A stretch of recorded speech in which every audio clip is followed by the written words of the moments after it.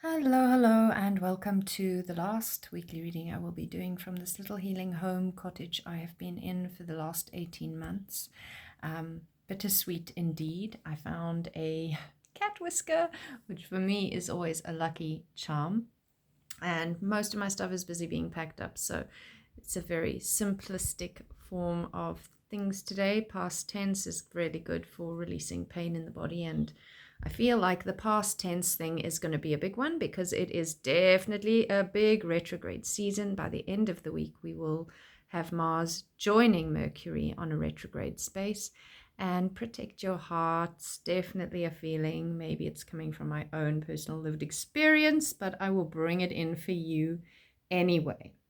Remember that this is a weekly reading and you need to pick a number between 1 and 4 to kind of get your own more personalized theme. But if you are wanting a personal reading, please do get in touch. It's a lot right now. Personally, I can attest to that being absolutely the truth for me. The retrogrades are going to force us into a level of slowing down and reflecting. People from your past, situations from your past, traumas. For me, that is definitely true, to be sure. The traumas of the past are resurfacing in various ways because Mercury is about the thinking and the mental side of things, the narrative, the storyline, the mental conditioning and programming. And then the Mars is more about the doing, the getting it done, the drive, the way that you've always gotten to the next step for yourself. So there is this beautiful opportunity to do it differently. However, patterns are hard to break. So it's very uncomfortable to start recognizing the patterns, and then we start to try to break them, but we so often will default into our default patterning. And there's a need for us to be patient with ourselves, which from personal experience can be excruciating. But time, patience, perseverance, consistency, showing up for yourself with compassion and forgiveness and love, they all go a really long way. So let's dive into this reading. I hope you've picked a number between 1 and 4. Here we are. 1 major arcana card, 1 court card, a cups, which is water and our emotional self, and a swords, which is our mental self. So this is very much the Mercury, kind of more the Mercury aspect of things. This would be very much the more Mars aspects of things. So the 8 of Cups is very much talking about reaching an emotional point of being able to walk away from a situation that no longer serves you. And there are so many different tarot decks. This is the Lightseer's tarot that I use the most, that I am kind of the most comfortable and in love with, although I use other tarot decks as well. This is the one that I always use for these weekly readings because it's the first tarot deck that I really just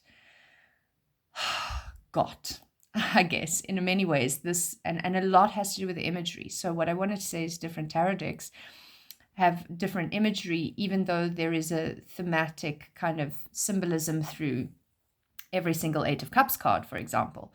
In this one, what I love is that she is walking away slowly but boldly, like she's made that decision. And it's like, well, a lot of the time the resistance comes from that vacillating when we can't make the decision. And at this point, she's like, okay, I've burned away what no longer serves. So she's burned these bowls, and you can see the plops where the other ones, aside from the 2 that you can see, have sunk. I burned away the old trauma. I burned away the past patterning. And remember, we're in this reflecting space with Mercury and Mars, and I'm walking away from the situation. We will also have the first quarter moon by the end of this week, and we will also have Venus stepping into Aquarius, which means she'll be meeting up with Pluto. There's a lot we could say, but it'll just get too much for right now because we need to try and just stay focused on one place, which as a Gemini, I'm finding quite challenging. So she's walking away from old traumas and old patterns, but sometimes the way that we get to that is because they resurface. So this is where the retrogrades offer you that opportunity. Like something comes back into your life and you go, oh, yeah, I see why I walked away. Or, oh, I never fully let that go. It's time to walk away. So there is a lot of that. And I love how, there's the promise of a new sunrise as she walks away. Or maybe she's walking into the setting sun, something is ending, but a setting sun we know will be a rising sun the next day. And that's one of the things about getting out in nature is nature shows you cycles and seasons, and nature is reliable. I mean, how often have you experienced where depending on where in the world you live, some places do have 6 months of darkness and 6 months of light. But for the majority of us, it is the sun rises every day. Even if there's cloud cover, I know that it is daylight and the sun has risen. I know that the sun has set and it is nighttime. And that is where nature will help us to really drop into something we can trust, because the second card really speaks into this deception. Feel like we've been getting this theme for a while. I feel like it's a big collective theme, but also it's quite personalized. And so it's like, how can I rely on the fact that what this person is telling me is true? And maybe you can't, because people are a tricky element. Whereas I do know that the sun will rise and the sun will set. I do know that I will take a breath and my heart will beat. I do know that if I get out of bed and brush my teeth and take that next step, I will make my way to the kitchen where I will make my breakfast, or whatever the case may be. Trying to stay in your own lane and in your own body and in your own autonomy. And when I'm feeling deceived, and this energy is very strong, certainly for me, it's very strong. How can I figure out what is true? And I can only know my own truth if I meet myself truthfully. And people will only be able to meet you as deeply as they have met themselves.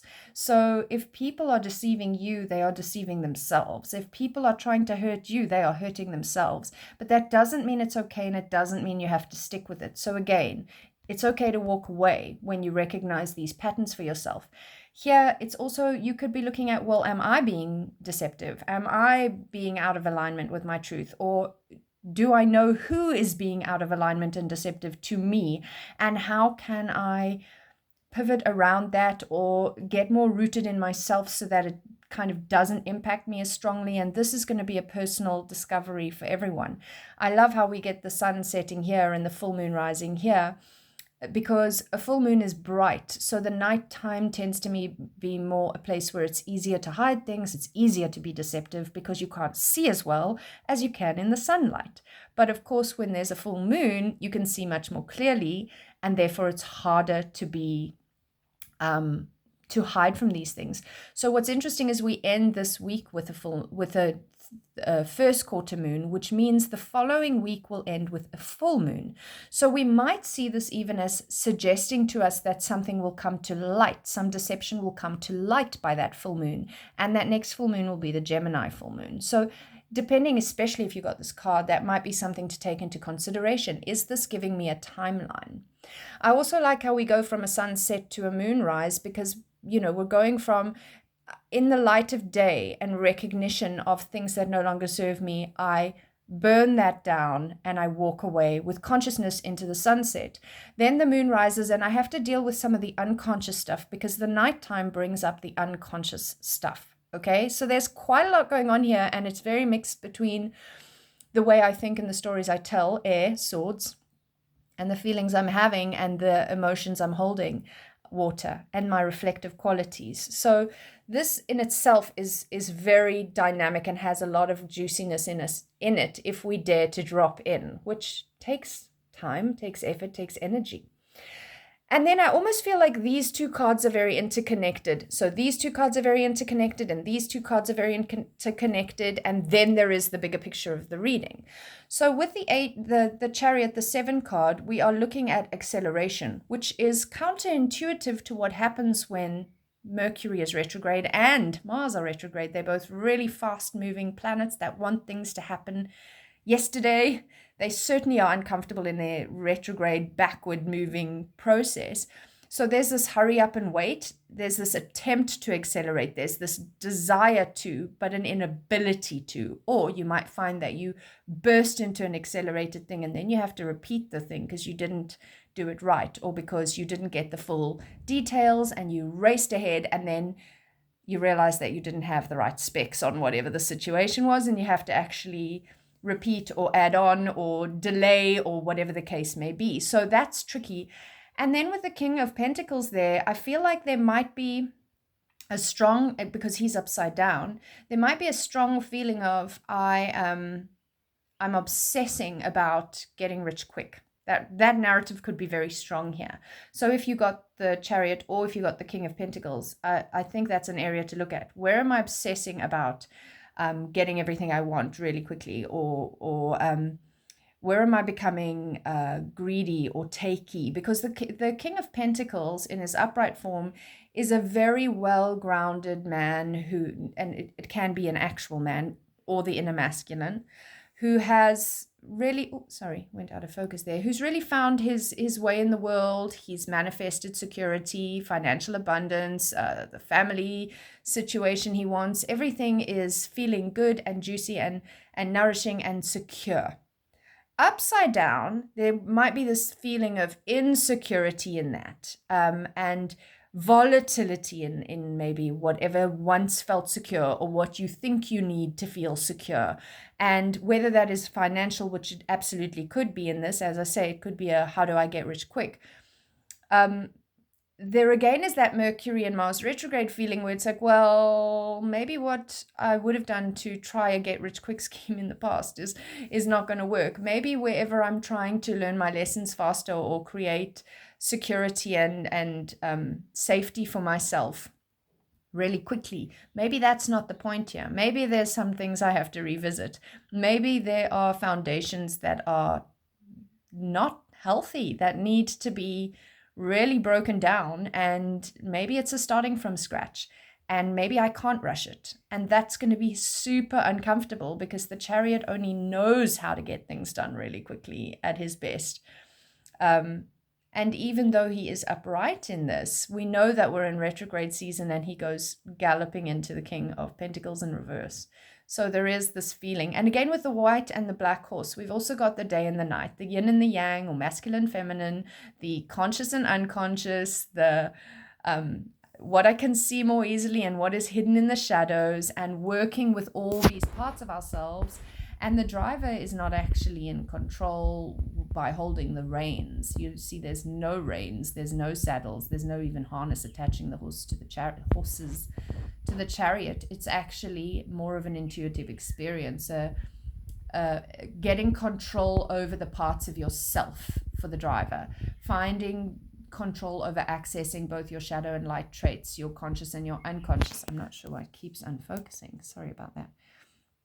And then driving from your heart, not from this position of power and control and dominance, which, oh my goodness, I really don't know why it keeps doing that, which the King of Pentacles in reverse might be looking for, this power and control and dominance. There might be greed and power struggles. And of course, Pluto is very much about power. He's just moved into Aquarius. Venus, who's about value and money and love, is going to move over Pluto.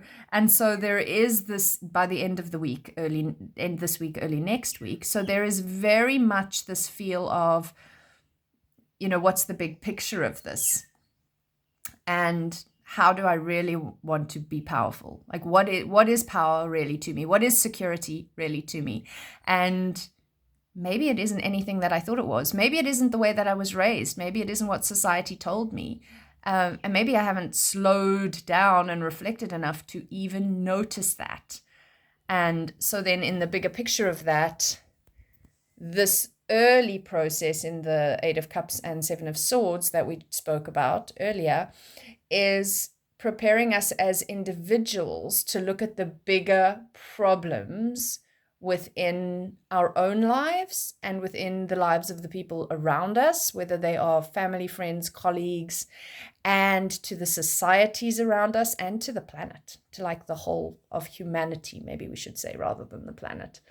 So I hope this is helpful. I'm sending you much, much love and a happy new moon, which we are still in the new moon in Sagittarius portal. It was Sunday, but we're still in that portal. And I'm hoping that you are sowing your seeds of intention and your wishes for the future, because that's what new moons give you, that powerful portal of time to do. Much love. And if you would like to get in touch with me to work personally, please check out the link below.